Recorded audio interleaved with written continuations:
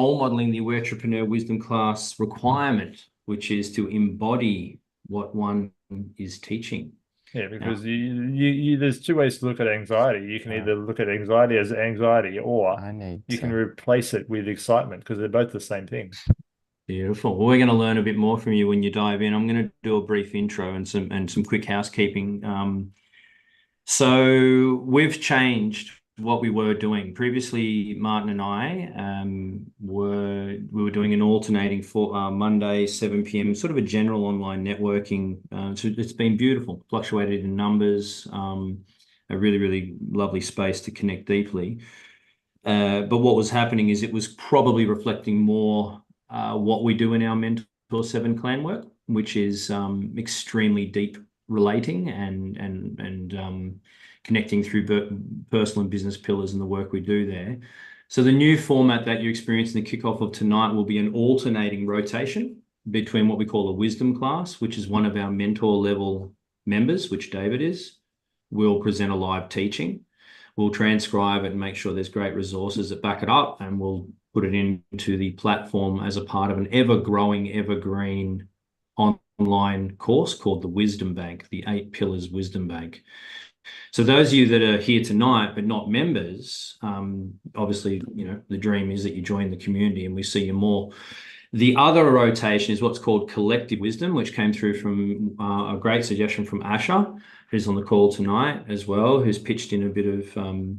There's been a lot of collective support for our project while we've been in pre-launch phase, I guess, for 2.5 years. But essentially, that one there is where we dive in around one of the 8 pillars in a themed format, where we'll pick a couple of people, we'll unpack what their main challenge is live, with whoever's on the call. It could be anywhere from 5 to 50 people as we grow.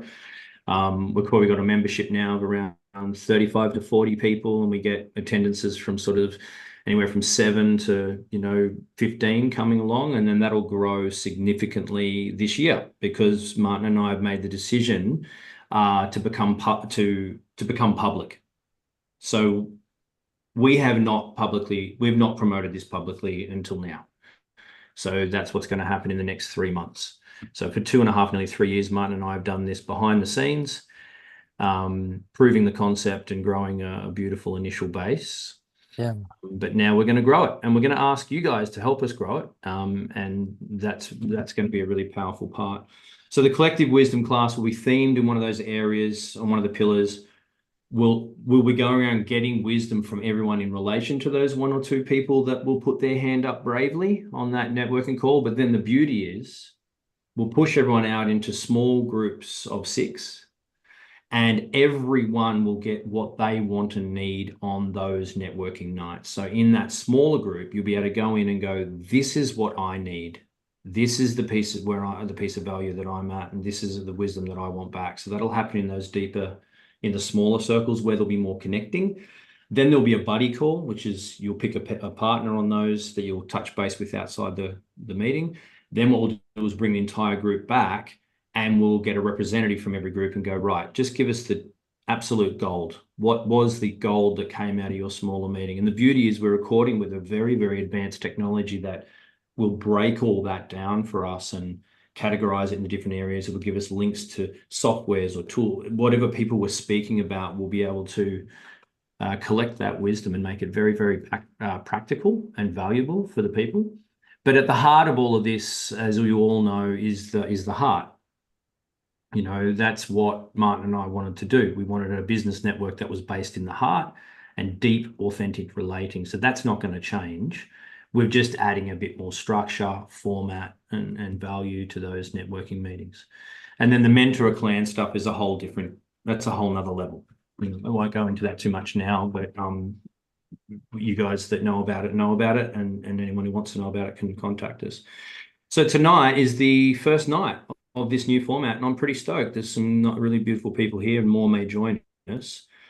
David has been with us as a network member for one of the longest running network members. He's been very supportive, and we've been able to witness a lot of growth. David, I reckon, like over that time and what you've been through with deciding your career path and building your own business, and Yeah, it's been really beautiful to have contact with you on a fortnightly basis and get to hear what's going on in your personal life and get to hear what's going on with your business.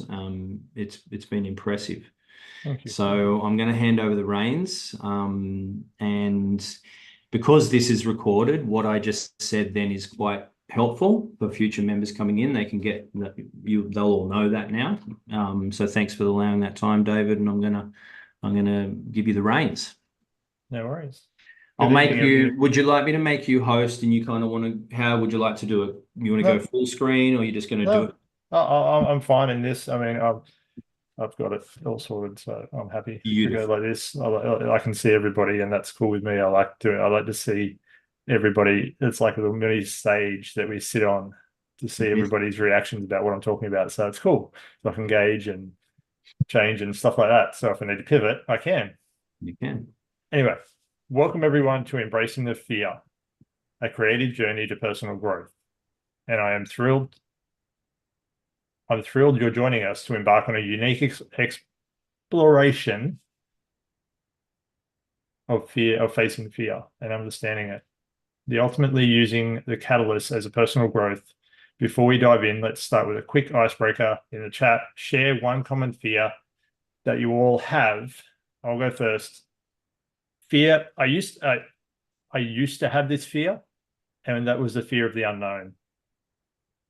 So for me, not knowing anything was super, super hard for myself. And that that took me about 40 years before I actually gravitated to that. So, and got rid of that part. And now I face things full on. So in chat, feel free to type in any fear that you may have currently.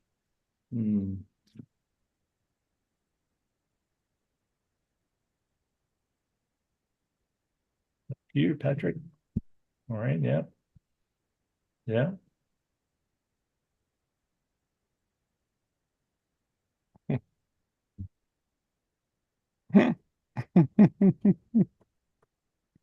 Sorry.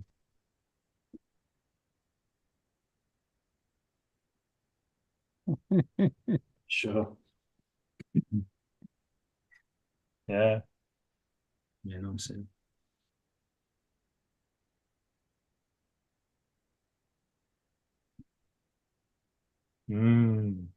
Yeah. That's about.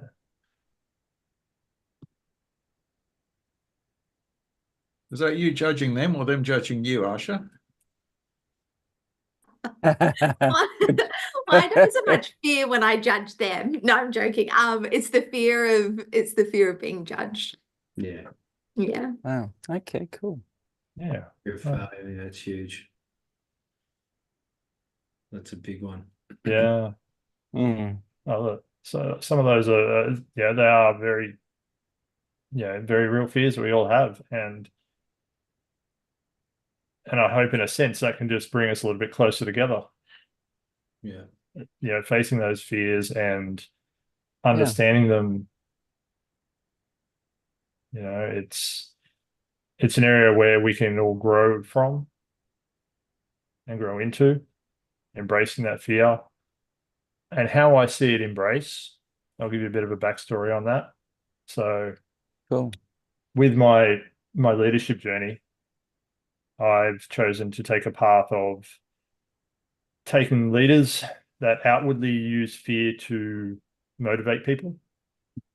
And if you remember back, and if you've got any kids or grandkids or that, and you've seen the movie Monsters, Inc., you'd all see how that changed. They went through the scaring phase, and then right at the end, they changed to the love, the compassion, and empathy that has more power.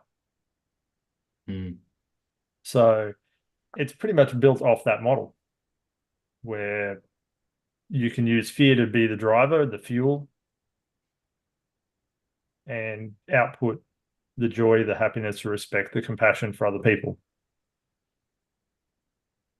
And that's where I want to go in and change the tone for leaders, for CEOs, for middle managers that have misplaced their fear and hence high turnover of staff, unsupportive staff, and that sort of role. So fear is a powerful emotion that can paralyze us and propel us forward. Yeah, It's rooted in true. very several instincts, yet it also has the deepest parts of our imagination and personal experiences. Let's explore the basic psychology of fear together. So proceed.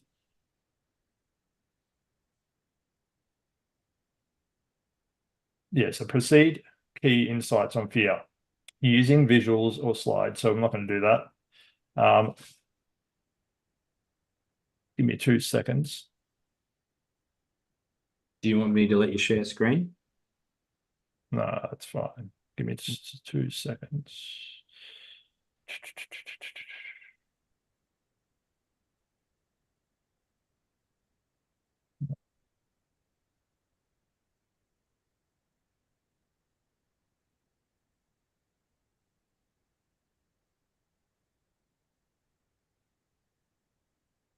So the basic psychology of fear, we have universal fears, universal and personal fears.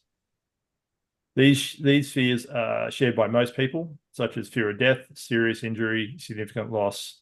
These fears tap into the basic survival instincts.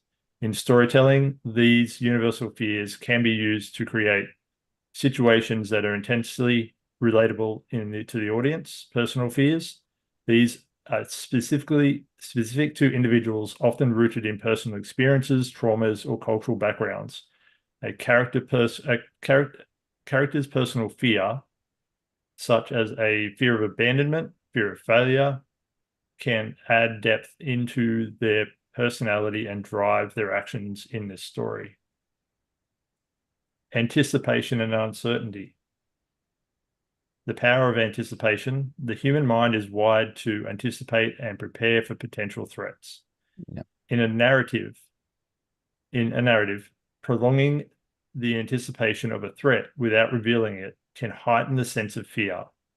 This can be achieved by foreshadowing, suspenseful pacing, and ambiguous threats. The role of uncertainty. Fear thrives in uncertainty. Not knowing the full extent of nature Yes. of a threat can be one of the most terrifying than facing the fear itself. Writers can exploit this by keeping certain elements of the story mysterious or unresolved until critical moments.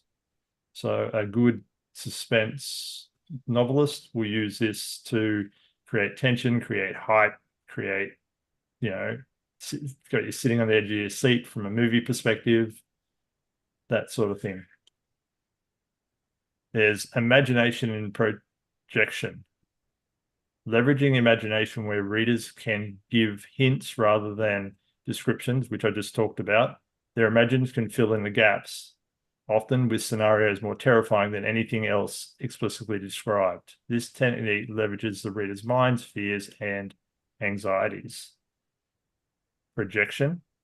Characters in a story might project their fears onto situations, which can mislead or misguide them, adding to the complexity of the narrative and deepening the psychology aspects of a story. We all have those stories that we tell ourselves. The ones that are coming in from the back of our mind, our chatterbox, the things that are in the back of our head, it's on our shoulder or whatever and area you have that has that conversation with you.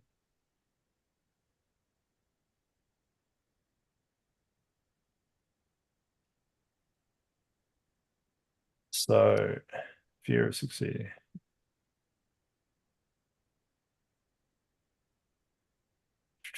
Yeah, explicitly described as projection of fears. Characters in a story. I've said that, so it's fine. Vulnerability and helplessness. Characters are often fearful when they are being vulnerable. This vulnerability can be physically, emotionally, or psychological. By placing characters in a situation where they are vulnerable, writers can effectively evoke a sense of dread and empathy from the audience.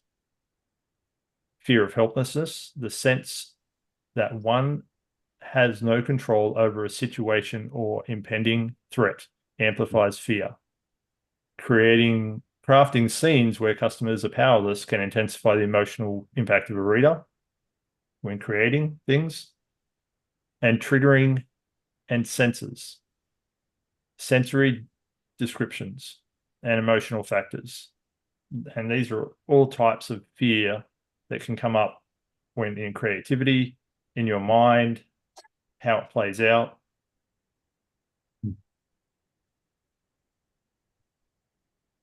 Which aspect do you think suits yourself?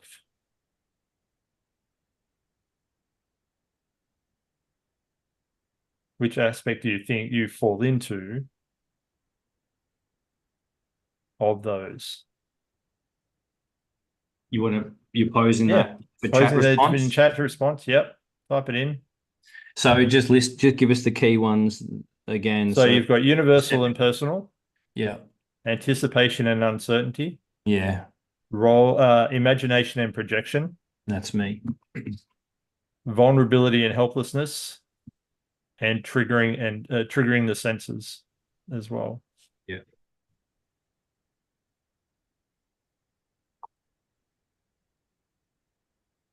And this is all to help you understand where your fear comes from and understand it a little bit better. Yeah, mine's, as soon as you said imagination projection, it's definitely that's my workshop. That's the workshop that I can go into and cultivate amazing horror stories. I'm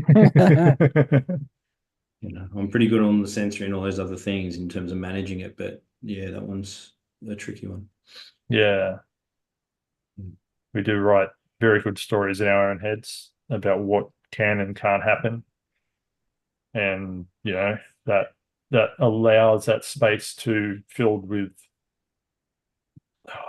I'm just thinking back to when I was, before I knew what I know, it's like, I got very angry very fast at times at people that probably didn't deserve it. I never hurt anybody, but I certainly used some very intense words to describe how I was feeling about situations.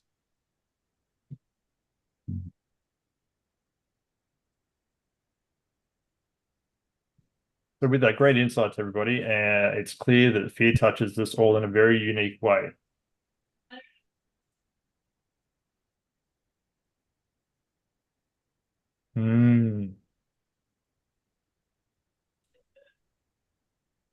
Absolutely.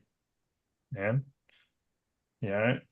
I quit watching TV because of all that, especially the news or anything like that, because all it is fear.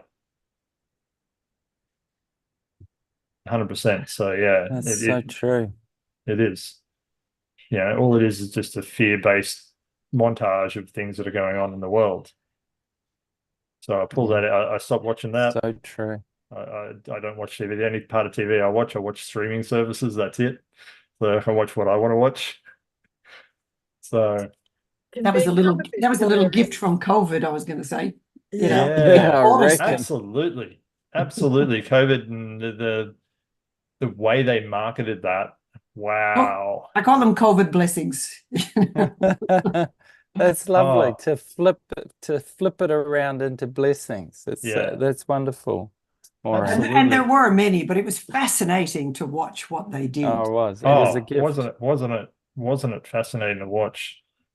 And unfortunately, that played out a little too well, I think, in that space.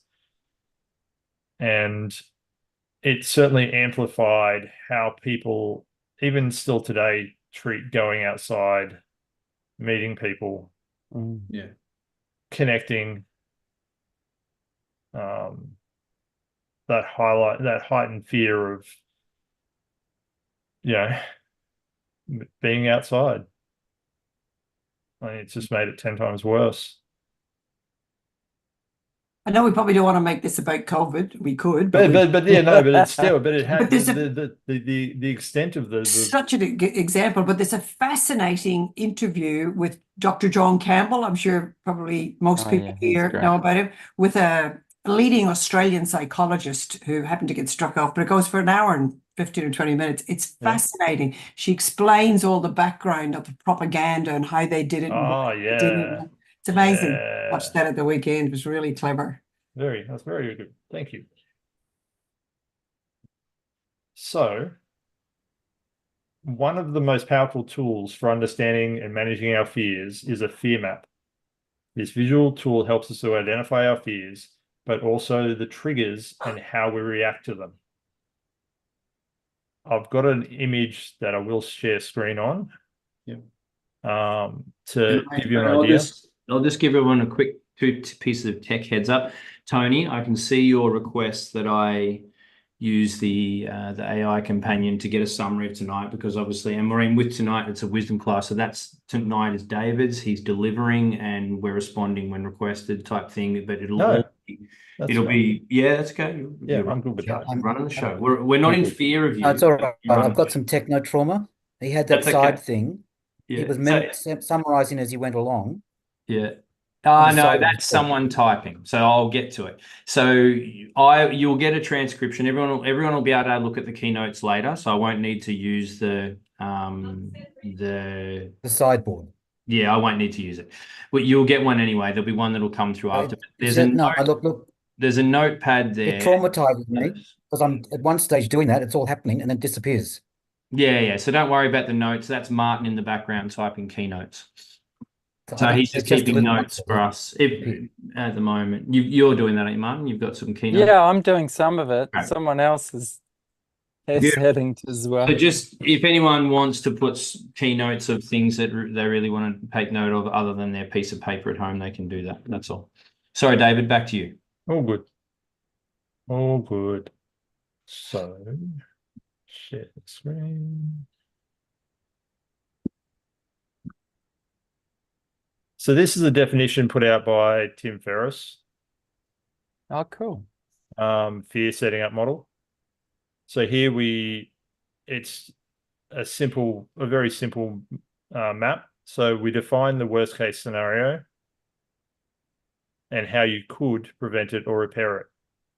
So you've got your fear here, in this space here, where it says put fear in this place. You define the worst case scenario and how you could repair it. So you define it, you prevent it, how to repair it. So what's the worst thing that could happen if you took action? Be specific. I'm afraid to start a business. If the business fails, I go bankrupt. And if that happens, I might get kicked out of my apartment, I might lose my car, or humiliated in front of my friends and family.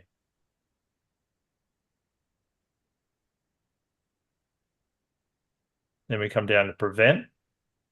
How could you stop this bad thing from happening? What you could do to prevent yourself from going bankrupt. So, might be put aside savings now, reduce the cost of living, or take out a personal and business insurance.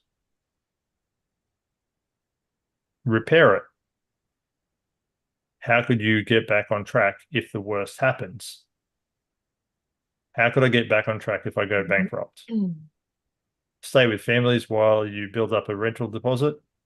Work for a company until you could reapply on a loan. Borrow from a family of friends.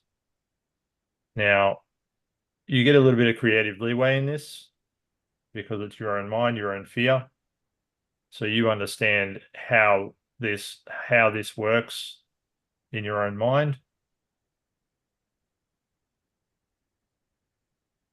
And then there's 2 extra spots which you follow the same prompt to find, but it'll be explore the benefits and success partial, examine the cost of inaction. Yeah, that's great. Really good. So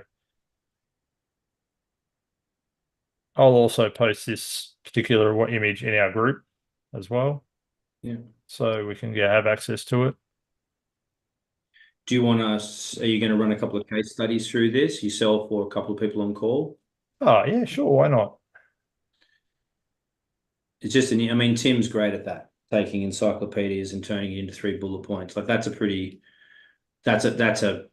I guess first thing, maybe you want to, I'm interested as well off this, David, who's used that model personally to navigate any catastrophic fear of any nature? Has anyone done that? How do we, in the chat maybe, yeah? Yeah.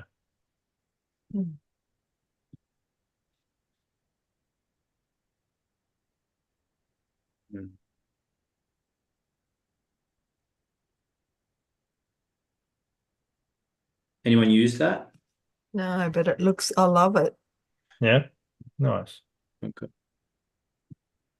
Or how would maybe someone could run a case study through it. I'll give an example. So I came across this a long time ago in a couple of different instances, but recently when I had approached a very significant point of fear, use this as a mental tool. Essentially, what it seems to do is it goes back and it breaks the mind back down into its primal function. So it says, okay, before the runaway train, in my case, projection and imagination, we're going to break it into some moving parts, which is the define, prevent, repair. So, for example, in this exercise, I had to do it in a couple of instances. There were very, very large things that were impending and were causing extreme fear. So I had to pull them apart in that way. So I had to reverse engineer them and go, first of all, completely unemotional, just break it down. Exactly what is happening. What is it? This is the definition of what's happening. This is the fear. And then it was moving into kind of, okay, prevention from now, because the problem for me is that the way I do fear is I'll beat myself up for not having done preventative action prior, and then I'll lose the energy required to creatively solve fear in the present. So the prevent part for me was from now, not spending hours ruminating and reminiscing on what I should have, could have, would have.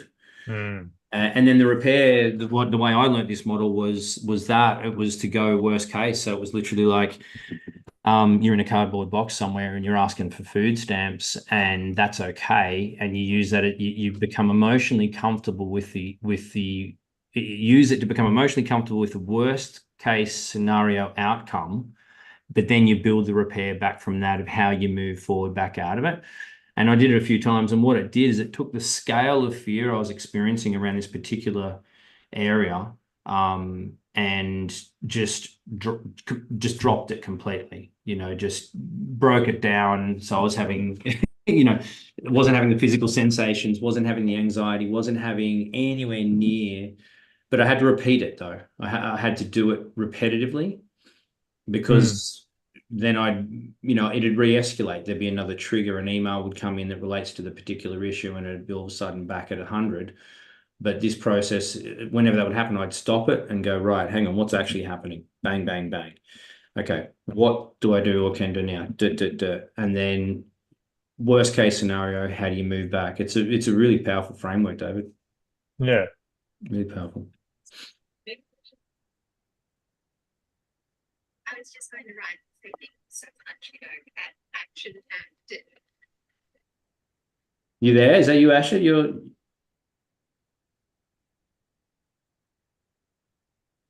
Not sure who that was.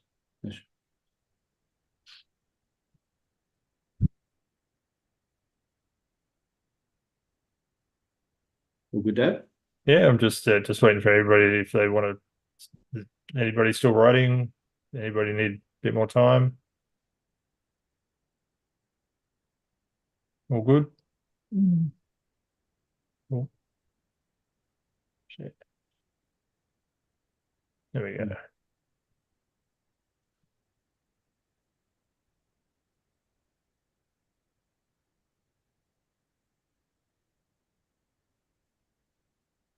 Cool. So for me, I mean, if I had access to this tool way back when I was have the height of my fear days when I was frightened of everything, frightened of uncertainty, frightened of not knowing how things are going to pan out. And I can assure you, I've got a whole lot better of understanding of how fear works, and I don't I don't worry about anything anymore. I don't, I recently had my car go bang, and it's like, all right, I've got to go apply for a new loan. I've got to get a car.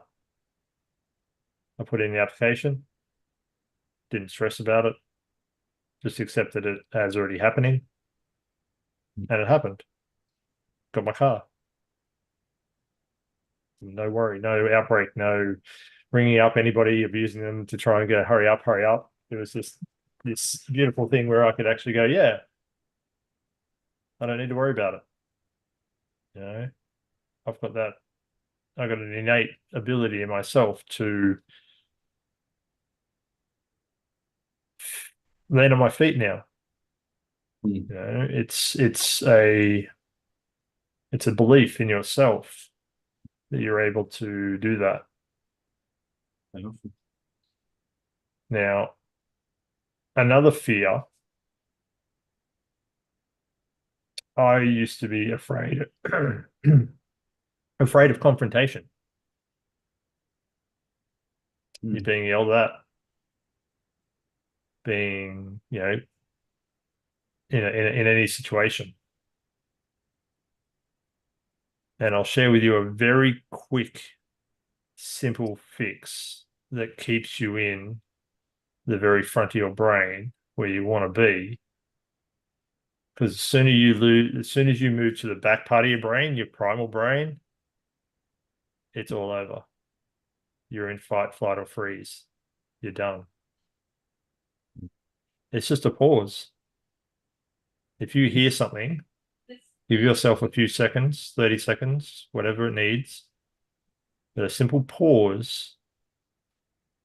You're going, okay, in your own mind, you're going, all right, I got this shit. I don't have to respond. I don't have to respond straight away. And that has taken, I learned this about 6 years ago. And for me personally, I've been in my office. I've had my manager actually try and tear shreds off me. And all I heard from him was his insecurities. And that's the type of fear I want to march out in my own, in where I'm at. That's the type of fear that they try and push out. They go, this is what you're making me do. It's all about him. Nothing about me. It's all about him. What am I doing to him? So, and understanding that, along with some breathing exercises, where I can keep my heart rate low, has been amazing. When you're talking to people,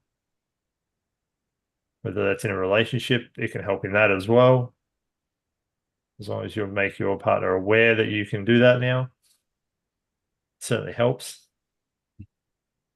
But you understand that any escalation of an argument or whatever, we can put in our personal boundaries and go, look, I'm not going to talk to you in this tone. You can walk away. This is what's going to happen if you raise your tone. These are all just little snippets of things that you can use in everyday life when you come across people that are certainly not in the place that you are right now from knowing this. It's about learning and growing and experiencing the things that trigger us, but learning how to control them. And that's controlling ourselves, because we're never going to be able to control anybody else. And that's the cool part about it. As long as we're controlling how we are, if we're functional, they can be as dysfunctional as they want, but you've got your own peace, your own calm, your own space, and you're safe in that.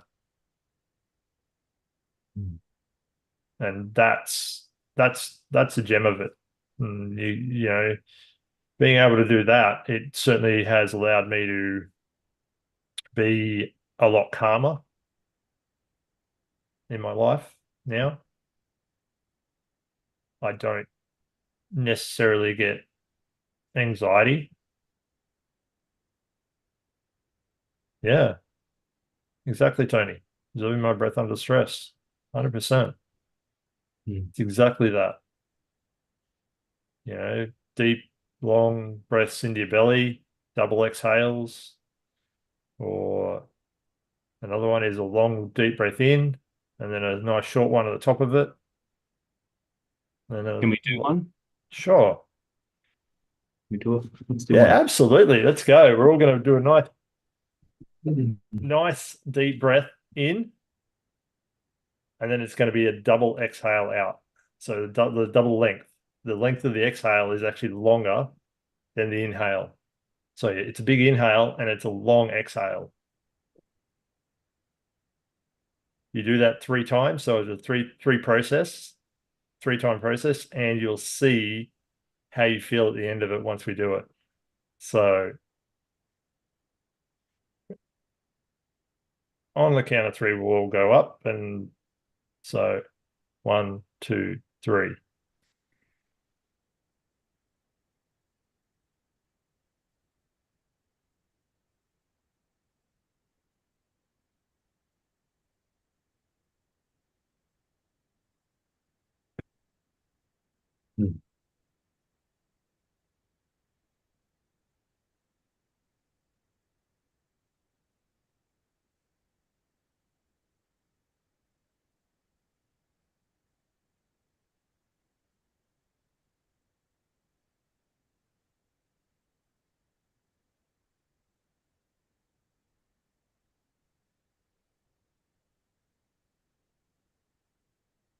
How do you feel now? Game changer, isn't it? It is. It's a beautiful way to calm yourself down. Helps you just fully relax. Yeah, grounded, exactly. I'll have to 100%. admit, I don't tend to do that when I need it. Yeah. I'll do it after Yeah. I did need it. Yeah. No, I've caught it. I've caught myself now doing it in the flow, in the a state. meeting with 5 managers, including the state manager, the depot manager, and that. And they were having a crack at me saying, "Do you really want to be here?" It's like, yeah. And I was using my breathing technique through the whole thing, remained calm, didn't let them get under my skin. And the beautiful thing is, it just adds to the pause that I have, the breathing that I have, just makes everything just so much more peaceful in my life. You know, it's almost close to being enlightened, but it's not quite. Not quite. It's not quite. But it helps you. It helps you be at peace with yourself anyway. I find myself more in peace and not worrying about anything. Everything will happen in its time. I'm right where I need to be right now. Be cool to maybe ask the group just in brief some scenarios, like, I don't know, a few scenarios, or where I just gave mine. I catch myself using techniques like that at times a little bit after the fact. I've been practicing lately, but as a father, so when I'm going to school, if my 9-year-old, who's a Capricorn, gets anxious about something, she hasn't got the right shoes, she's worried about the violin, we do belly breaths. Just before we turn left into the drop off, I use the same position every morning. Nice. She does 3 deep belly breaths and she drops, and then I say, "How do you feel?" And then, you know, she'll flip from, "I'm not going to school, you have to walk me in," tears will be starting to form, to, "I'm okay. You don't have to walk in if you don't want to." I love that. Because the body has dropped. Love that. Yeah. So I honestly love it. That's powerful. It's great for me to tell my child how to effectively control their emotions but Absolutely. I need to be practicing that at that level. You need to practice more, but yeah, do as I say, not as I do. That's right. So yeah, maybe a couple of in the chat, couple of Yeah. cases where Oh, feel free to come off mute and talk yeah, to I'll us. just it'd be cool. Yeah, absolutely. I love Susan David talks about befriending emotions rather than controlling them, because there's no good or bad emotions. They all point to what we value. And if we can pause long enough to kind of know this isn't going to last and it doesn't feel comfortable, but I can sit in the discomfort and perhaps what's the underlying value and what's that emotion wanting to show me or teach me, because they all have a purpose. Maybe it's a habit that's not necessarily serving us anymore, and it can take a while to change. So I know I've always been very good at being quite reactive, and I'm really wanting to learn the middle way. Might be good, might not be good. This is a problem, and maybe not. So there's an actual name for that, Anne. It's called feel to heal. Ah, nice. And it's about sitting in that emotion, talking to it, understanding its purpose for being there at that time, and then telling it, you've got this. Yeah. I've got this. And I allow, and it can release. It doesn't need to be there present at the moment. Yeah. But yeah, it's about accepting it's there, because we all have these emotions. They're all part of us. And we're all allowed to feel them. You know, the cool thing is something I've learned in the last 6 months or so, you know, things like happiness and joy, they're already within us. Yeah. That's a beautiful thing. They are already within us. Some of us don't know how to get to them at the moment, and that's okay. But they are already within us. And that's a super awesome thing, I think. Yeah, and it's about exercising and practicing those skill sets till they just become ingrained. Absolutely. And become just the way of that you're engaging with the world. And in the same way that when you're a child, you developed ways of engaging with the world to cope with stresses and confrontation, we as adults, we're able to reprogram those responses. And I feel like, just to mention at this point, that meditation is a really beautiful way to get still with yourself and become aware and come to a state of just peace and calm. And in doing that, being able to do that in a regular way is a way of reprogramming our emotional response patterns and also reprogramming our awareness of our emotional states and also our physical state. And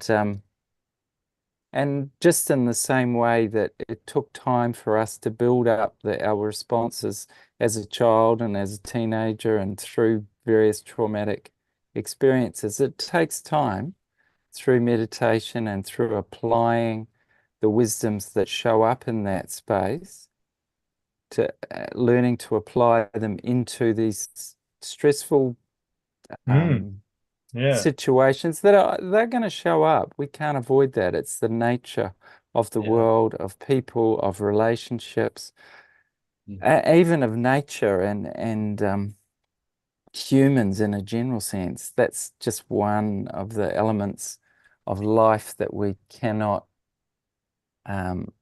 avoid. And in a sense, the pressure of sort of fearful situations and the pain associated with that is a real inducement for us to begin to master our emotional responses and our that's a key point. physical responses. Yeah. Absolutely. And like just to enlighten, I think around the trigger and the response and why the pause is so important. Yes. I'll explain that a little bit better. So when we get triggered, there's always going to be a response. Now, in that space, in between the trigger and the response, Yes. we can be as dysfunctional or as functional as we want to be. And that's where that space in the middle of that trigger and response is going to be you going rah at somebody, or I understand, and put your hand out and go, yeah, it's all good. I understand you. So, but that's the power of that pause. So it takes away the, Yes. yeah, and that can be from, and to put it as a different avenue. So a trigger might be you get stressed. Your response might be, I'm going to grab a cigarette. I'm going to grab a drink. Mm. They're all dysfunctional ones. It's about sitting there with yourself, understanding your emotions, and then doing that. They're, you know, a couple of the dysfunctional ways. What else? Put it so you can put it in chat. What else can be a dysfunctional way of handling stress or fear, or what are the unhealthy ways that people whack it in chat? Okay. Cool. Yeah, that one's a big one, actually. Yeah, procrastination, absolutely. Shutting down, yes. Dissociation, internalizing. I love this. Control, Yeah. Gee, we're quick on the, like, we're just firing off. I know, right? They went Functional off ways real to manage quick. fear. Like, if you remember back to the, it's like, not that any of us have practiced any of these. Yeah, blame. And, you know. Oh no, we'd never ever do Oh, I'm anything sure like we've got it that. all sorted. Drug use, yes. The victim mentality. Another one. Anger, yep. Yeah. Spot on, that's a big one. Yeah, it's like the tip of the iceberg or the peak of the volcano. Fear underneath. Stew on it, yeah, stewing on it. Absolutely. Distractions, yeah.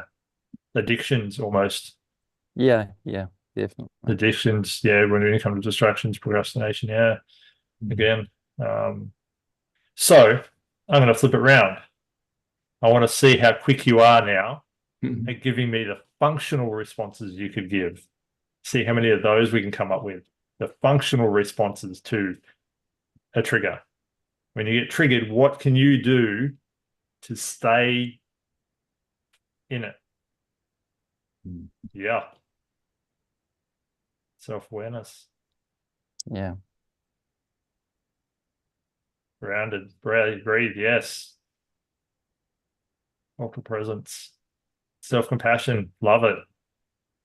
Self-awareness. Yes. Remain focused, long-term outcome. Yes. Have internal calming cues. Witness without reactioning. Yes. Yeah. That's Hand on heart and stomach. Yeah. Yeah, that's a good one. Yeah, it is. Yes. Gentle hand on the heart. Almost like an anchor. Like these are in the moment type things you're talking. Yeah. Like before any frameworks get deployed, before you do Yeah, anything. this is Yeah. what we're doing in the Right minute. then Yeah, and there. these are what the functional responses are. Yeah. To what's going on. There's an I'm trying to work out how to describe it. Can anyone on the call a paramedic? Has anyone on the call been in multiple acute, highly intense, life and death type? Yeah, naming it, acknowledging it. Who's been in that? Ashley, you were a paramedic, Yeah. or That's really good. No, but I've experienced multiple life and death situations. with others and yourself at times? Yeah. Yeah. So that's a big one. I have as well. I've been through quite a few, and coping mechanism that I didn't know I was cultivating until the most recent one was unfortunately wasn't that long ago. I saw the attending paramedics on site. So in this particular event, it was me, the mother and father of a young child, and an event occurred. I was in support, and the paramedics were there in transfer from Ambo to the helicopter, and unfortunately, little person didn't make it. They finished it, then they went over and formed a circle, and did kind of were almost like an embrace, almost like a clan circle, and they did this bouncing thing off each other, eye contact, just a couple of words of what they felt in the moment, what they needed to do next, and where they were going. And they looked over at me. It was about 2 a.m, and the chopper had shut down the engines by then because unfortunately we lost the little guy. And they called me over, and I said, "Oh, what are you guys doing?" They said, "We're doing like a nervous system repair here as a team, and we'd like you to come and join." Because I had attended the entire thing prior to any professionals on site, and I've been through quite a few of these things, but that was the power of collective. And so the technical term that is only now coming to the forefront as possibly, this may become the most powerful nervous system regulation. It's like co-regulation. Yeah, that's what I'm just trying to write it. Co-regulation. It just came to me what you were actually trying to talk about, but yeah, essentially the multiple nervous systems through that clan.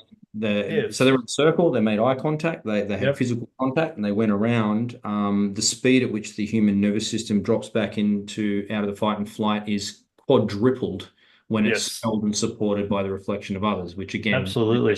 So if you can be that, it's like mini clan after an event.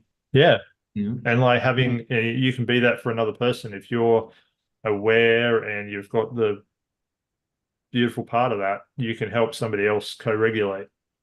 And it's really, really huge. And then this whole science about, because the magnetic field of a nervous system that's dropping back in affects up to 2.53 meters around you.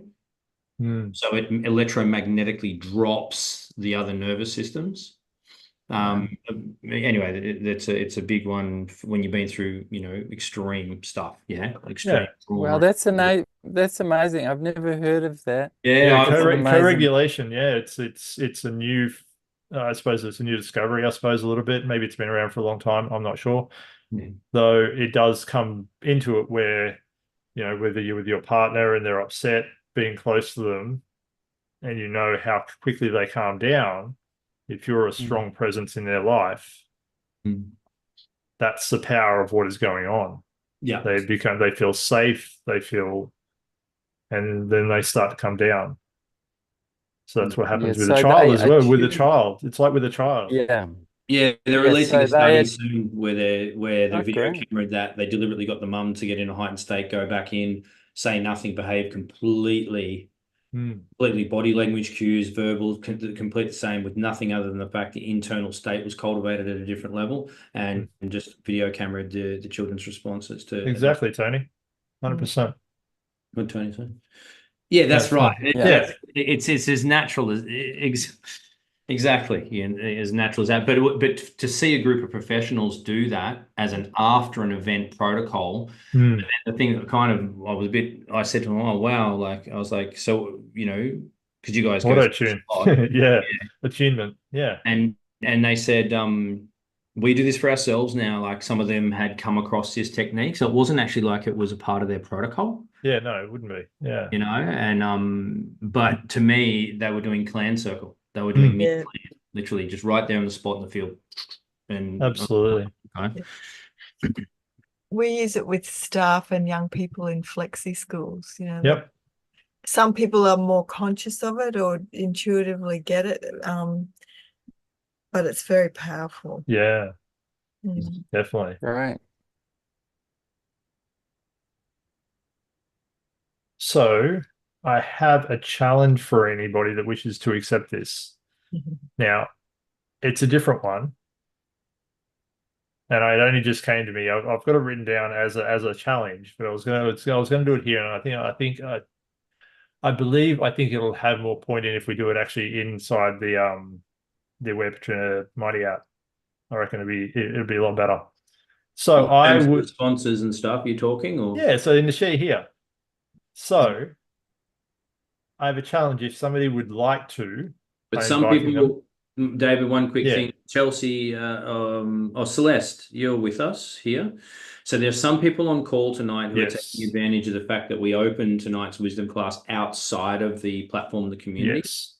So that maybe just keep it in chat for now. And Yeah, that's fine. Celeste, If I'll you give you could come up with a paragraph then of writing inside the chat with fear as the protagonist in your short story.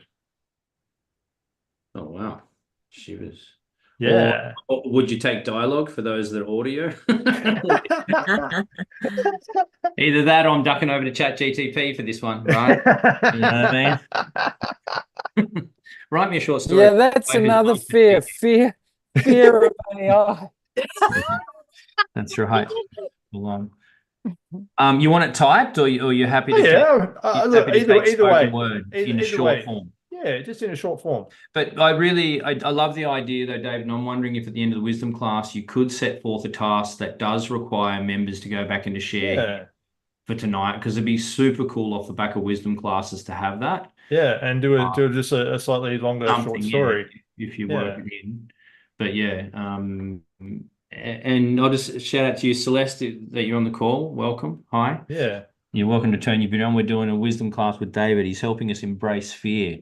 We started off a bit nervous about it. We've moved through the breathing phase, and Fear of Fear of Zoom meeting, meetings. that's right. Love You that, look great Celeste. in that photo, Celeste. Very calm and relaxed. fear of Zoom. That's excellent. Well, let's get over it. Cool. Fear showed up to protect me, and I moved forward. It showed up to me. It wasn't important. It revealed to me that that it was in my control at the moment. It continues to move towards me, meaningful action, even when I don't want. When I What don't the want. adventure The adventure holds. Yeah. See, okay, Asher, sure, righto, all good. We can do it. We'll catch up. Love that. Okay, so so just like that, pretty much. Yeah, Spot on. exactly that. Okay. Yeah, and so fear's playing the positive role in this mini narrative. Not the positive. It's protagonist. Protagonist. Sorry. Yeah. Okay. Define protagonist. Yeah, I was. It's the one that it's like it's the bad dude in it. Is it the driver? Yeah, he's the driver. It's the cause. Yeah. No, but is it technically bad or good? Or is the protagonist bad, or is the protagonist good, or is the protagonist just is just It's the driver. It's the driver. Protagonist is the main character in a story. Okay. You're right. He's the driver. Okay. Yeah.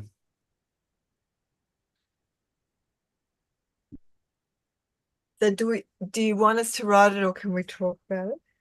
Either way, Anne, if you'd like to talk about it, I'm happy for you to talk about it because it'll get transcribed anyway.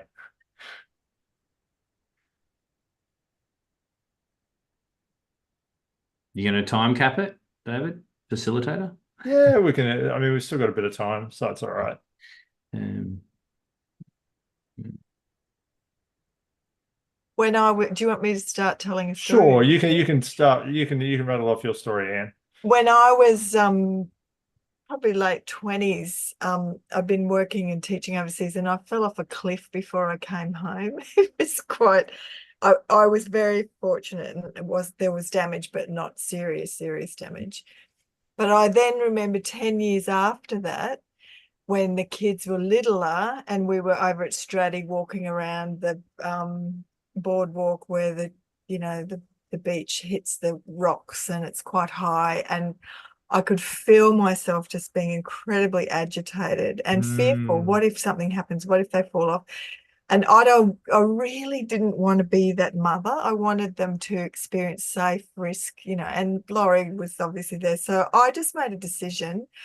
I don't even need to be walking behind them, because then I can see, and my monkey mind would go a bit crazy. So I just thought, no, they're okay. They're with their dad. I'll just move ahead a little bit forward and walk a bit ahead, they can have that experience without my energy of fear stopping Yeah. them from enjoying I that. love And that. gradually over time, it did get better, but yeah, it was a No fear. worries, Maureen. Yeah,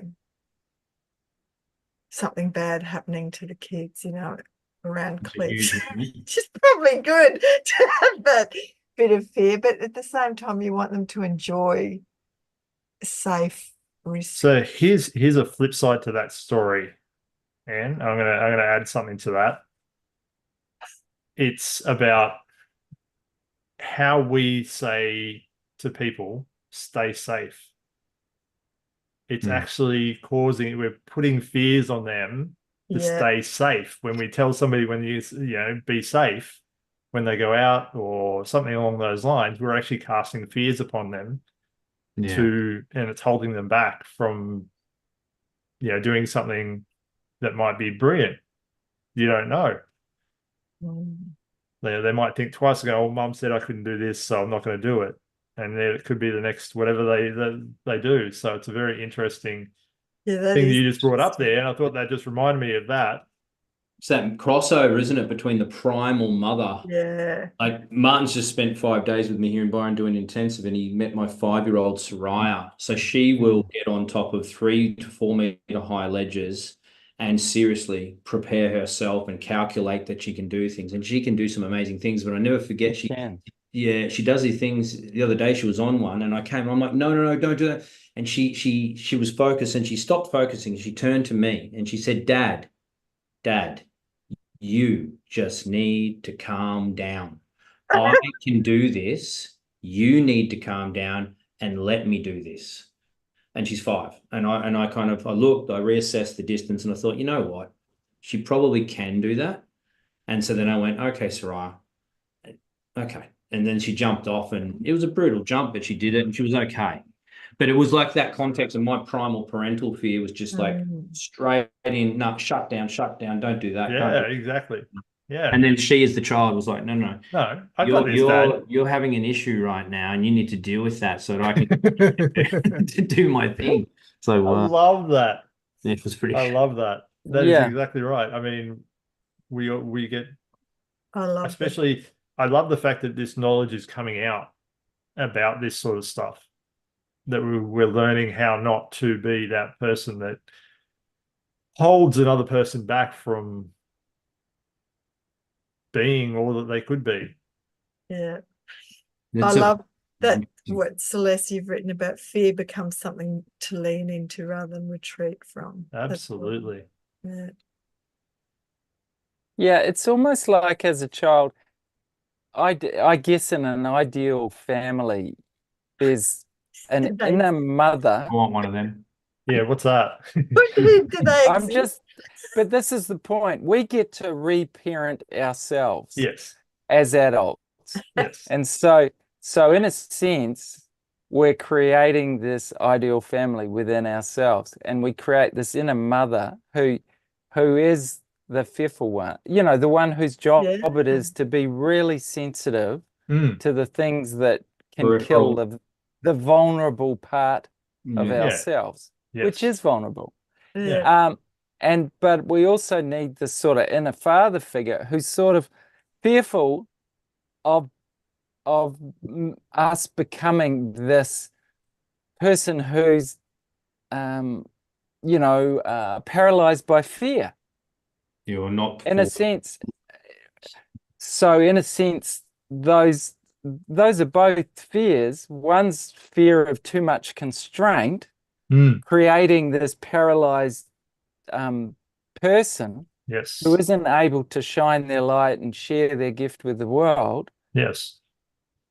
But also that there's also, we're not doing something crazy and stupid, which isn't going to really enrich anybody, but it's going to be a waste of our resources and time and energy and not serve those who would love to give something valuable to. Yes. So in a sense, we get to create those two sort of parents within ourselves who guide us with their wisdoms, because they're both wisdoms. One that, in a sense, that's pushing us forward and encouraging us to not be fearful and constrained, and the other being, hey, be wise about this. Be aware of the dangers, be aware of foolishness, of too much confidence when it's not appropriate. And in a sense, that's what our parents were trying to do for us as best they could when we were just a child, within the circumstances of all the complexity of raising children and all the chaos of that. It's Rich. My theory on Rich that. well knows, and I've just experienced. Yeah, you've seen. So my theory on that is what my mother didn't know couldn't hurt her. As I was growing up, I used to have a driveway, a fairly long driveway, and I used to ride a skateboard down it, sitting on it and trying to get around the corner and stuff like that. So came off and grazed my thing a couple of times. And what I did for my kids, I remember times when, I'd let them do the crazier thing. The more crazy it was, the better for my boys especially. They just wanted to go out and be adventurous. They wanted to do things. They wanted to climb. They'd run into things. They would do things, absolutely crazy. And I'd film it for them just for the sheer fun of it. And it's like, it was their childhood. They should be experience that kind of freedom to be who they want to be. I think it's an important sort of topic and thing for people to know, that as parents, we can't pass on our fears to our children. And Patrick, in a sense, our children give us the opportunity to sort of face our fears, because they bring it all up. Yes, indeed.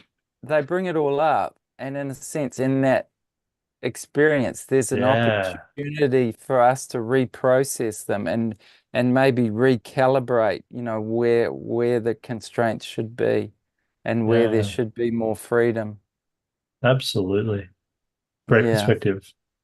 Like it. Asha, I'm going to come to you. Hi, Asha. Hello. How are you embracing this talk around children and what we're I'm curious. I'm very curious about how you are taking this in. Look, it's multi-layered for me.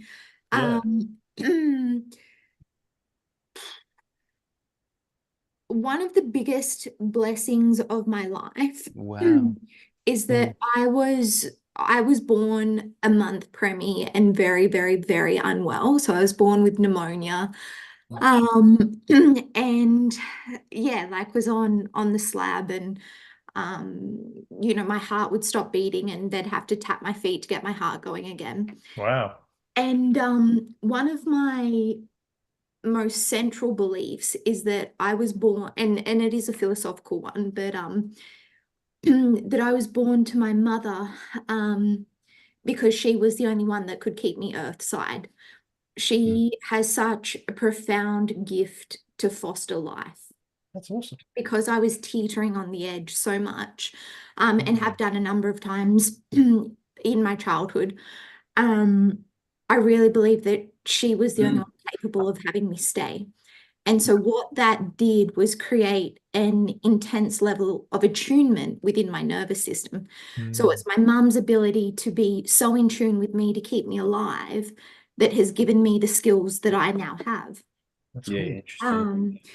And then on the other hand, my dad was a complete renegade, always ran to his own, whims, and marched to the beat of his own drum and took things in his stride with such ease, and he was very mischievous in a really beautiful way.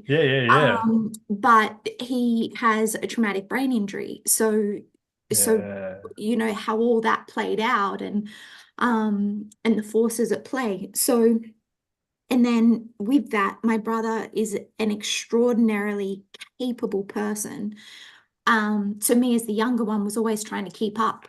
So I've always had this balance of really being understood, having a rebel as part of my orbit, and then someone that's incredibly capable. So with that structure, it's really allowed me to dissect what is it that allows someone to flourish.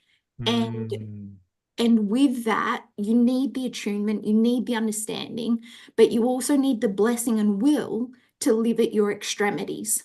Absolutely. And then what's Kind the of. skill set that allows for that to happen? Yes. I love So that. I would say that, you know, I've done a lot of work on integrating more the masculine and the feminine, because I'm both, and I'm equally my father as I am my mother. So I've had to learn how to like wrangle the renegade, as well as not get tortured by the soft nature of my mother, within myself. And then also, what does it take to live at your capacity? So they're things that I've been fortunate to have the circumstance that has allowed me to integrate it, but then I've also integrated it purposefully. So then when it comes to me being a mum, I look at all those things and I go, right, I know I've got to love this thing, so it knows that it is loved fully and home is always safe. I know that I have to provide the leeway for them to explore their own extremities and that they are capable in their own extremities. And then I also need to somehow, this is the tricky one, be able to socialize them in a entirely complex new world where they have the ability to be who they truly are and understand the forces at play. And that's an ongoing piece. So in terms of, you know, when I hear this, like, one, I've obviously done a lot of work. But two, it's recognizing the layers, what is brought, what is inherent. And I don't really, I would rather foster what is there, which means embracing the gap and the risk, because I think the only tragedy bigger than something happening is not knowing what your potential is. Oh, absolutely. Yeah. Love that. Beautiful. That's a good one. Thank you, Asha. That's like a deeper articulation case study, kind of what Martin was saying, of that finding that internal balance of the framework of the parenting elements. That's beautiful, actually. Well, yeah, amazing. hopefully we get to know. We will keep in touch with you on the absolutely. that unfolds. But that's some powerful stuff there to contemplate and think about. Yeah. Well,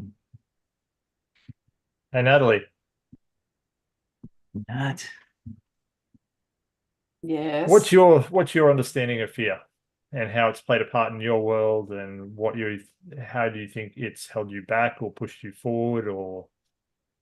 Oh golly. Oh dear. I used to actually have overriding anger that just sort of, you told me I couldn't do something, so fear didn't come into it. Yep. And I would do what it took to get the result, to get what I wanted, what I wasn't told I could have. Especially the early career wise. It's hard to talk about fear at the moment because I've had some pop up recently in and around business and everything like that. And I actually had a session today and it put everything into perspective. Nice. And it's hugely energetically related. And that allowed something to slip into a place so alignment could happen. Because things were realistically very out of alignment. Yep. Without sounding too woo-woo, my my spirit actually didn't want to be incarnated. It was Oh like, dear. "Ugh, I got to put up with this crap." So very much out of alignment. So Yeah. doing anything has been taking. I don't like the Jungian theory, because my theory is it's more like landslides and ground shifting. So there's different layers coming in, and nothing's just nice and flat and round.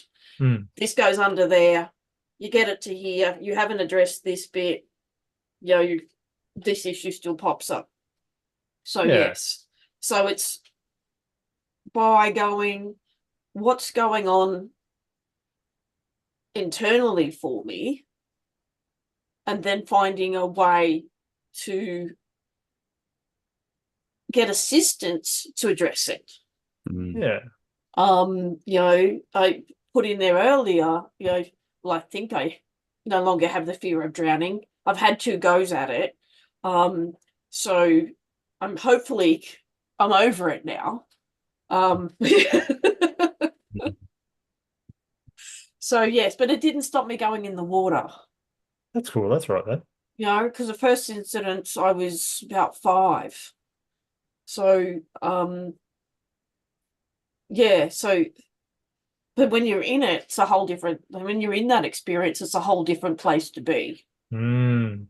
And the Entrepreneur Wisdom class requirement, which is so yeah. So my relationship with fear is very interesting today. Yeah. It's not popping up because I'm still settling into being into alignment. Cool. And so it'll be an interesting thing to see going forward what that actually means for me. Thank you.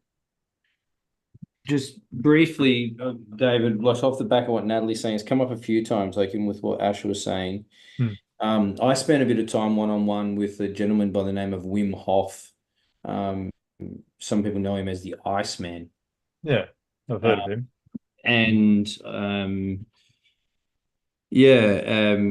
know how much you know about the work that he's been doing, but essentially does not believe that the nervous system is autonomic.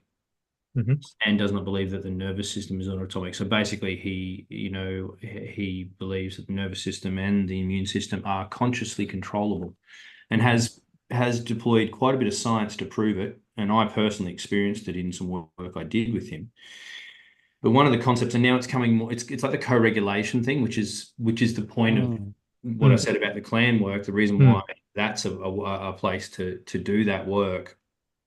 The next thing, layer that more, what Wim Hof has sort of worked out or been able to do as well is nervous system, not just nervous system regulation, nervous system musculation. So I can go to the gym and I can get that. I should actually get that bicep a bit bigger. Anyway, I can do that, right? Because I can apply pressure and strain, and I can grow the capacity of my arms and their strength. He's showing science that you can strengthen and musculate your nervous system, and ironically, not dissimilar to lifting weights, which at the time is not as fun as you think it is on Instagram. Basically, so I started practicing these techniques where every time I had a cataclysmic or major event, I would use these techniques to use that to strengthen my nervous system. What I've noticed over the last 3 years practicing it is that my capacity to withstand massive amounts of stress, pressure, and overwhelm has just expanded. It's almost like the larger the impact, the more capacity I can rise to it in, but through using it in not being a victim to it, but using it as a process to grow. So, Natalie, you talked about the drowning thing a couple of times, like you sort of said jokingly, like now I think I'd be over it, but if there's consciousness applied to that and strength, and you literally, the nervous system itself will actually expand in its strength and capacity. Really interesting stuff. You know, Well, it is. It's well, what you're talking about there is exactly how I describe my stimulus response trigger, the area in there. So most people's is like, you know, somewhere around about there. Mine's somewhere out here, somewhere beyond what is humanly normal to understand somebody that's yelling at you, to understand that their own insecurities is what they're talking about. You know, whether you're just standing there observing what they're telling you and you hear it, and it's like, yeah, but that's not affecting me because I've learned how to control my emotions. So that's how I see the capability of doing that and understanding that pause, that you can stay in that frontal cortex area and be in control of everything you facilitate in yourself. You can stay functional. Yeah. Yeah, just something I want to mention is there's a thing where we can repress things, and it's not actually healthy, No. and that we're cutting off the information that our emotion and our that whole emotional threat detection system. We don't want to repress it. What we want to do is be conscious of it and just be aware of how what the range of responses might be and where to set the response. And the response might be, like you say, is to just pause and give space so this person can really, you know, express themselves, and to give space for you to observe and seek to understand what, like you say, that this actually isn't about me. This is actually about them, his issue. Yeah. And it's going to be completely unhelpful for me to be responding. All that will do will just raise that further. Exactly. Yeah, but maybe another time in a situation that might be similar, the response might be to do something really quite quickly. And that might be to exit the situation. Someone who's violent, someone who's, you know, there are a range of responses, but that ability to just stay aware of it without feeling locked into any one response, but knowing that there are a number of options. And in a sense, to begin to trust your intuition as to what the nature of the response might be the wisest thing. And often that takes a little while to learn to sort of calibrate that. Absolutely. Yeah, and I mean, I think of that. I mean, inside of a marriage, let's say, there are going to be situations where there's higher intensity emotional responses to each other, and learning to not just be defensive or not just be, you know, dismissive might be another word, or not just be unresponsive when a response is actually needed. Just even if it might be saying something like, just reflecting back what's been said, so that there's a clear sense that what's been, that you've heard it and that you've actually understood what they're seeking to say, without necessarily having to be giving a solution or giving any, you know, judgment on whatever might be being shared. Because probably at that point, if it's a high intensity emotional communication, often therefore it's probably not the right time to be trying to you know, resolve something that might be being communicated as some sort of problem. And but that takes experience. It does. And getting it wrong, you know, to get the skill. And just like, you know, learning to walk and falling down, it takes, it takes a bit of pain Yeah, to begin to get the skill together. But after a while, you absolutely. get a bit of balance, get a bit of awareness, and you get the muscle tones to the level that, oh, actually, I can navigate this. Mm, And to the point that it's a real skill that that you have a feeling of you've got a sort of handle on it. yeah. And I guess especially with a marriage, let's say, or a long-term intimate relationship with a partner, you're gonna inevitably have a series of experiences like that because of the nature of the challenges that life throws at you. It's Yeah. just gonna show up, and in that is an opportunity to build this amazing skill set in terms of awareness and a range of communication and sort of management skills that you can then take and use in your business. You can use it in your family relationships. You can use it in a sense of becoming more aware about yourself and just coming into a far more accepting, loving, understanding relationship with yourself. So Yeah. it's inside of those probably fear-inducing incidents Mm, is this sort of seed of opportunity yes. for something beautiful and wonderful that you can not only have in your life, but then maybe when you have children, you get to share that with them. And maybe as a mentor, as a coach, you get to share that with others. And it's something incredibly valuable. Mm, And it's probably something that our culture really struggles. And, we've got a lot of sort of material knowledge and so on.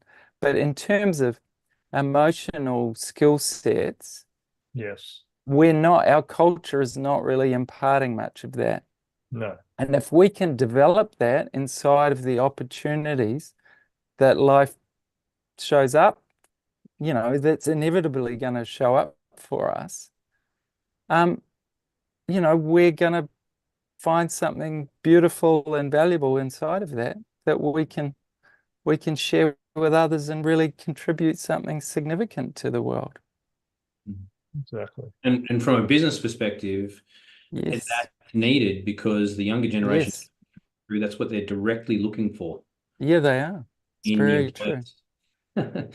And that's a huge, that's another one. Martin, what you shared there, I just put in at the bottom of the notes, which I'll post in the group later in addition to the things, but regards what Martin just talked about then, a good one is the NVC repair framework. So that's the non-violent communication repair framework. Yeah, that's in great. relation to a post-marriage or intimate relationship conflict or escalation.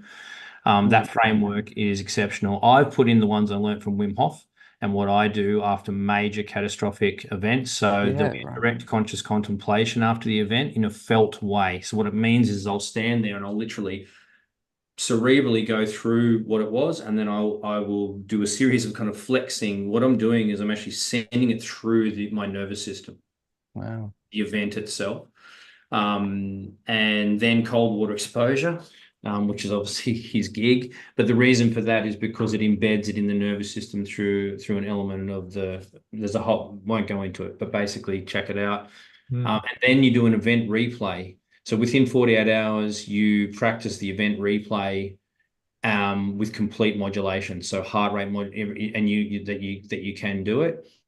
And then I do this is obviously because what I do, clan reflection or co-regulation therapy. So as you guys know, that's what Martin and I do for, that's the whole point of this project, but I've been doing it personally for a decade.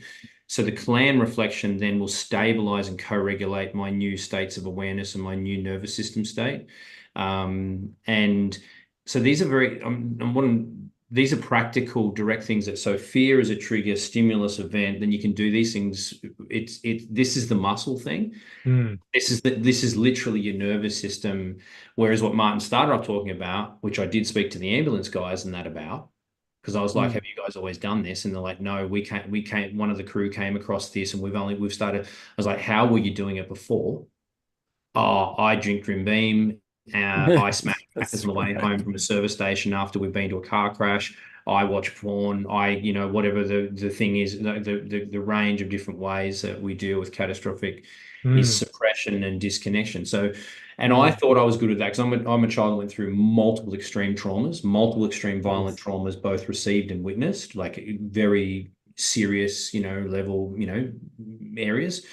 And so then my coping mechanism looked on the surface to be I was a master of fear. Master, like people, they would be like, you don't have fear. Fear doesn't even exist in your world. But all that was highly complex suppression methodologies and disassociation techniques. But then obviously through reflective practice, transform that. So now it's actual capacity. It's literally physiological nervous system capacity for incredible amounts of pressure and to navigate it with calm, strategy, excellence, creativity, and execution. And And practices. Yeah, And practices like that muscle you memory, apply. isn't it? muscle memory for the nervous system, man. Yeah. For the actual nervous system, which when you go and look on go and Google nervous system, have a look at the thing. Like have a look at the nervous system of the body. I don't know if anyone's ever just looked. I did hear a very strange thing on a book I'm listening to, which was Arte, which I think Patrick, you put me onto anyway. I got about 3 hours left on it. It's a very long book once you're listening to it on Audible. But he talked about it, and it's like how far the nervous system stretches in a straight line is huge. Yeah. It's crazy. Rich, I was wondering, would you kind of dot point that process that the paramedics did? Oh, the paramedics, to share with us? Yeah, I can. I'll put it in the notes that are all here. It was pretty simple. And often it is the simple things, isn't it? Yeah. Okay. And I guess that was, them dealing with fear, like getting ready for the next time the red alarm goes off, Yeah. Clearing out the whatever was there and understanding it and peacefully just making it go back. Those techniques around body movement, whether it's dance or shaking, or there's a whole lot of work, isn't there, around releasing the tension of the fear held tight. Yeah. I was thinking about that, David, when you were talking. Like, so I think some of intergenerational fear is held in the body, and we can be holding it and carrying it forward without necessarily even being aware. Absolutely. And that's where it's like a vice that just gradually tightens and tightens, which is harder to shift, I think, sometimes if there's no awareness. Yeah, well, there's and the only reason I believe what you're telling me is I've seen another coach by the name of Curran Ray had red patches around his eyes, and another, I can't remember the guy's name, but he unpacked it with him, healed him, and the redness around his eyes dissipated. So how it shows up in the body, I've heard of pain in the body being dissociated with anger and stuff like that. Oh, heck yeah. So there's all sorts of things where your body will tell you what's wrong, and you just have to listen to it. Yeah. And trust it's got that capacity to self-heal. Yeah, it's challenging, isn't it? Yeah, and that's a skill to develop over time as well. Yeah. To being able to recognize whether it's coming from emotions or whether it's coming from some sort of physical issue. Tony, did you want to say something? I just wanted to have my fear story. Yeah, go for it. Go for it. So I'm a breath worker and rebirther, and I've regressed back into some of my fears in this life and past lives, but Mhm. I was born, my mother had pethidine or whatever that drug is to anesthetize. Yep. Yes. And so that's part of my birth experience, which has brought in a lot of fear of actually breathing. And then I had 2 eye operations when I was 6 and 9 months old. And the second one, I didn't have enough anesthetic, so I was paralyzed. Wow. And so I've brought into a lot of fear into this life. And from Mm. 11, Mm. I was a hypochondriac waiting to die. And that's been underlying my whole life. And in the last 3 weeks, I went to the skin specialist and had 3 biopsies. Yep. Not 1, not 2, but 3 with an asymmetrical mole. But this time my subconscious got better. I was waiting to die of melanoma again. But 4 days later, I went to get my wounds redressed and he insisted on seeing me and the results were all clear. And so I've lived with a lot of fear in my life. I'm a fear addict. Yep. But it does help sometimes when I'm driving from Byron to Sydney for 10 hours and I start falling asleep at the Italian place 2 hours down. Yeah. I had a rest and then it started raining and I had something on my top. I had a air walker on top and I kept thinking it was going to slip off in the rain. So my adrenaline was really good for the next 3 hours and I managed to do the whole. It's got a place. It does. Subconsciously, It does have a place. subconsciously I created that to keep me awake. Yeah. But I just finished. I'm going to see my optometrist that I haven't seen for 20 years, who looked into my eye and saw what they did with the eye operation. It was a squint, and they shouldn't have done it. It was some mad doctor because most people don't have the operation. 95% of you would put an eye patch on, but there were some karmic issues about turning a blind eye. Fascinating, isn't it? Absolutely. Wow. Yeah, wow. Thank you, Tony. Yeah, David. Back to you. Everybody, that'll be it for Oh. tonight. I hope you've enjoyed your trip through fear and how it all works and the stories that we've told each other to get a better understanding of it. And hope to help you unpack a little bit of it as well to be able to move forward in whatever you do. Topic and Thank you, David. That was excellent. Thanks for the open invite. No worries. Yeah, You're welcome, Celeste. Yeah, so the alternate meeting to this is not open. We're going to open sometimes the wisdom classes where someone teaches. But the other one's called Collective Wisdom, which is it's a bit more deeper sharing in and around focal points that people will bring and request, specific assistance with, business in the business pillars. Right. And in the personal pillars as they need. So in those classes, we'll have a themed topic in one of the pillars we'll be focusing on. We'll pick a couple of people, workshop in front of everyone. Then we'll break out into smaller groups and everyone will have a chance to go, well, this is my thing I need collective wisdom on. Right. And go around and go deep. That's the networking opportunity.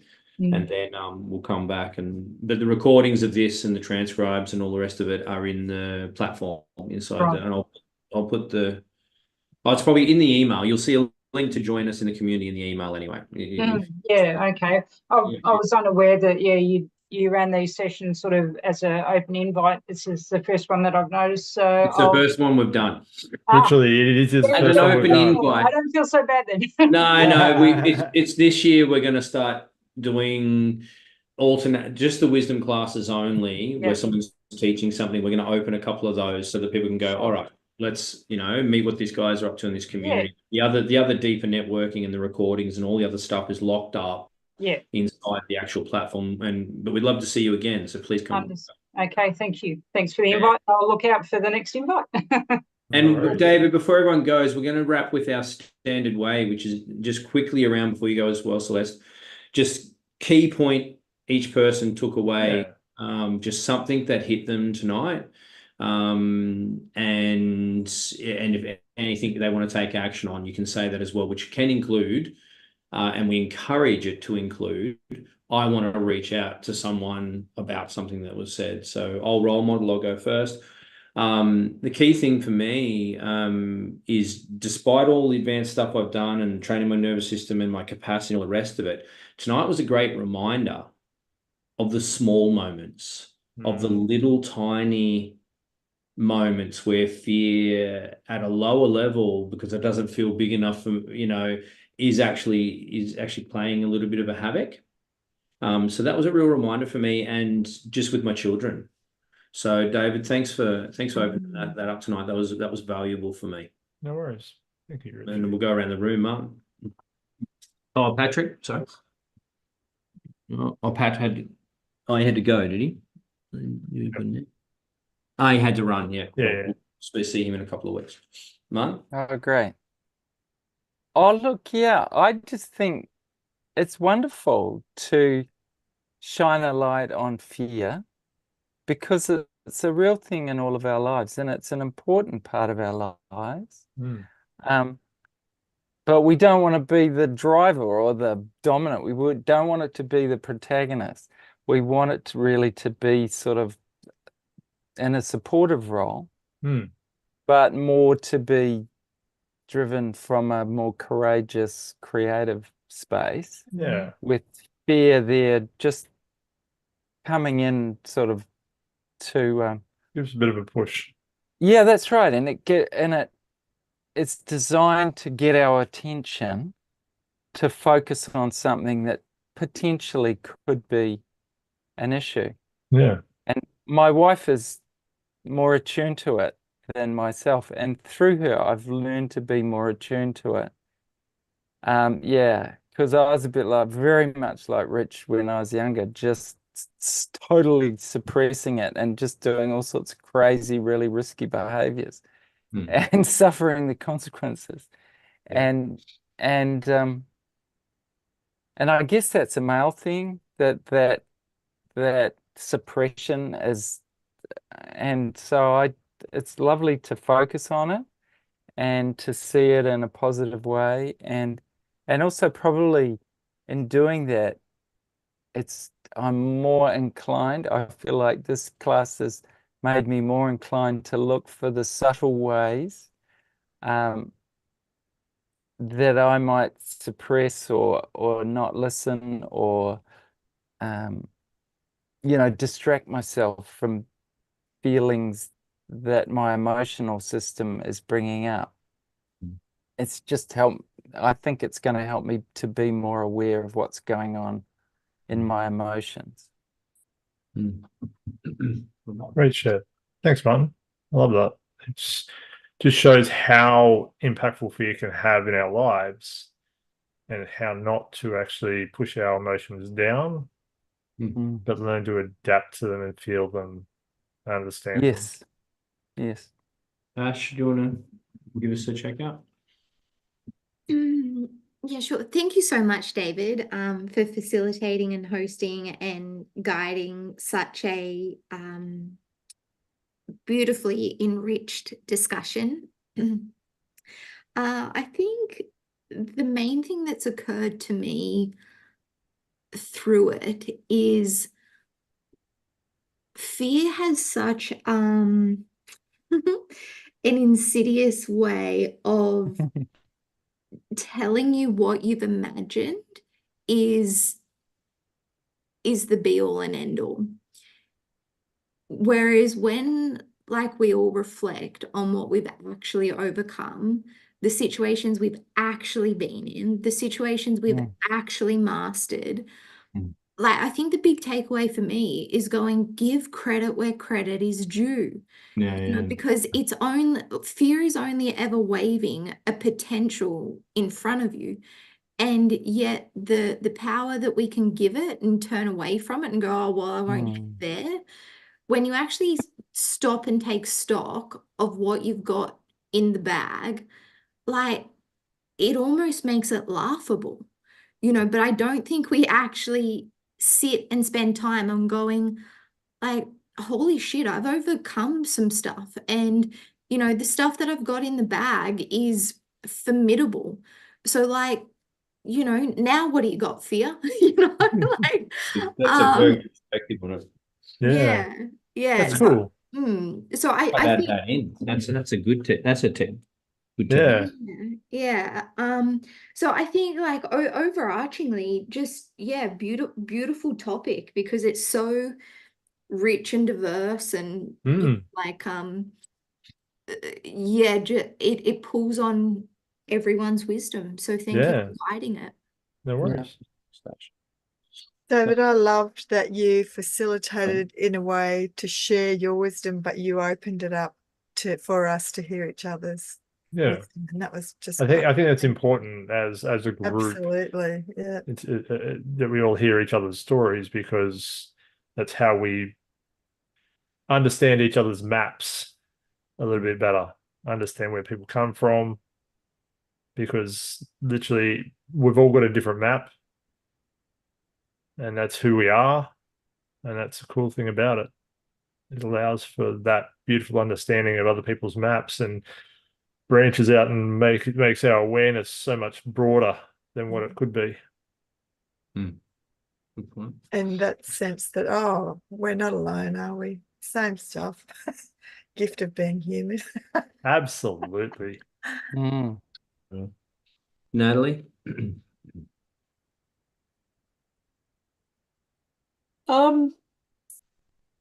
I really liked the Tim Ferriss map. I think that's wonderful. I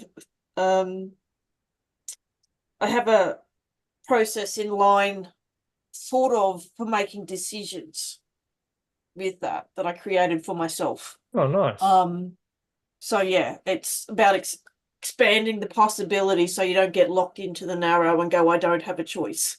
So, you know, to me, it's always opened up everything.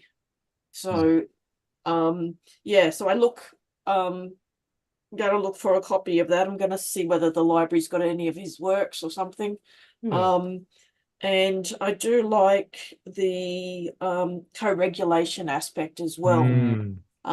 Because I work a lot with the body.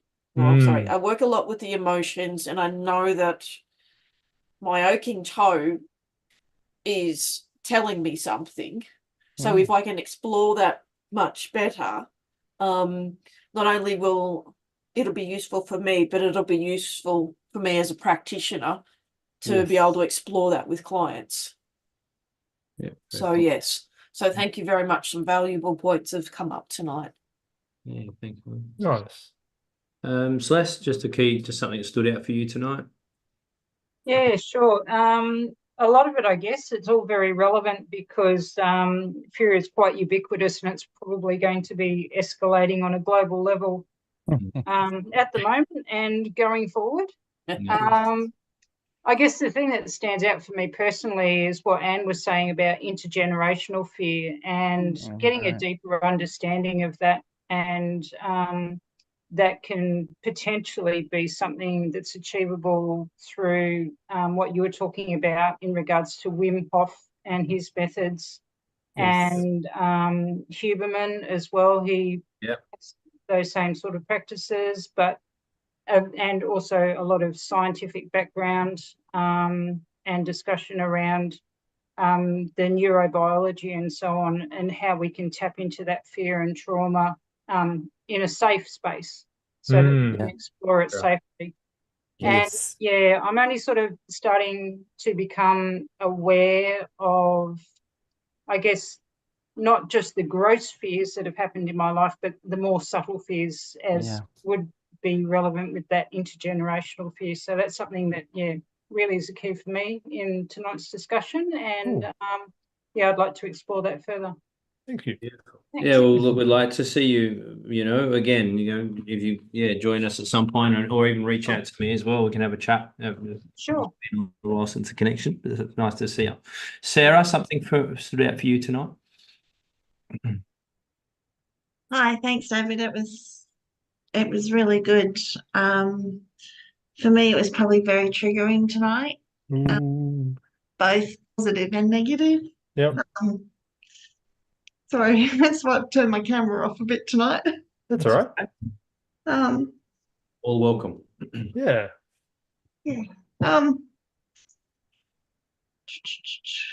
Probably just feeling like a bit of an isolated island whether that's self-inflicted or naturally occurring from others. But I've got 4 pages of notes, so it can't be too bad. And I really liked that original diagram. Yeah. That was, Great. I hadn't seen that before, so that was real. Cool. Awesome. Because there's 3 things that I'm sort of dealing with at the moment where my fear has really come to the forefront. And I'm forgetting what I can offer others, if that makes sense. So I've got to I've got to not let my situation or what I'm facing stopping me from being courageous, stepping into what I can do and what I've worked so hard to do. But I'm going to definitely be courageous and reach out to someone. I've put it off, but I'm going to actually do it. Good. Love it. I'm going to work through that fear of reaching out. That's awesome. Yeah, that's the key. Thanks, Sarah. That's wonderful. Sorry. Thanks for sharing the commit, because one of the things we like to do at the end of these is, a key takeaway, but something you're going to take action on, which is really important, particularly when you show up again and we can see you, we can do it. But one thing I'd encourage with you, Sarah, as well, take advantage of the buddy call potentiality. You'd be surprised, like if there's someone tonight, the Entrepreneur Tribe is an interesting community. The people are bloody amazing and got huge open hearts, and a lot of them have incredible skills, ranging from business acumen right the way through. So don't be afraid to just drop a message into someone's inbox and say, would you be up for a 30-minute chat? Because you'll be surprised. And it's definitely a part of the value of the community. So absolutely, I encourage you to do that as well within here. It's an important thing, and that goes for everyone. Tony, do you want to just mention one key thing that stood out for you tonight? Well, Asher read my mind about Feel the Fear and Do It Anyway by Master Senator. So I've added feel the fear, pause, breathe, and do it anyway. I love it. Extend that a little from tonight. So it's been very beneficial. Cool. And I used to be a sex guru on stage, not doing it so much now, but I've fallen in love with co-regulation. And I've got a PhD friend who's written a 3-page synopsis on co-regulation, and I'd like to send that to Rich, and maybe he can spread it around. Yep. It's the new co-an. Cool. Yeah, for sure, definitely. Wonderful, Tony. And we'll see you. I'm keen to read that, actually. We'll see you on Wednesday in Hummingbirds Clan. So looking forward to that too, mate. Yeah, you sure will. Tomorrow as well. Thank you. Lots of love. Have a good night. And just last little wrap off for everyone, apart from, in a moment, we'll do a small round of applause for David. But things have now changed. Again, I attribute it to some of Ash's wonderful input. But basically, bottom line is that the old fortnightly 7 p.m. is not there now. What you have is the rotational schedule. Obviously tonight's meeting is here, which is now past technically. But so what you need to do is go in. So they alternate now between a Monday 7 p.m. session, right? Which is every once a month, which rotates between a collective wisdom or a wisdom class like tonight was. And as I said, the collective wisdom will be more collaborative discussion where we'll pick 2 or 3 people, workshop what they need in a groups in the large setting, go into small rooms, and you will get the collective wisdom from your small group. Then we'll collate the entire collective wisdom, come back and share it. And then it'll all be posted, the recording and all the transcript. It'll be broken down by category. So it's going to be super powerful. You better search through and find, marketing or profitability, or over on the personal stuff, relational elements. Yeah. So what you got to do is go into online gatherings and click on the events you want to come to, and they're reoccurring. So if you RSVP to that, that means that you'll come to the collective wisdom gatherings on the Tuesday 9:30s if you want. Or you could just, if you can only make it on the Monday 7 p.m s, make sure you RSVP to the collective wisdom classes on those. But if you want all of them, RSVP to the top 4. So if you're in Australia, you've got an advantage. You can come to a Monday 7 p.m. and then 2 weeks later you can come to a Tuesday 9:30 a.m. and always get something different fortnightly. We've had to open these up as well because we are now moving into Canada, UK, and America. We're starting to open up our marketing. We're going to start growing our community. Yeah, and New Zealand as well. And New Zealand, and they Yeah, it's can't a bit come on late for them. Monday at 7 Yeah. p.m. So late. Tuesdays when they come, but you guys are more than welcome.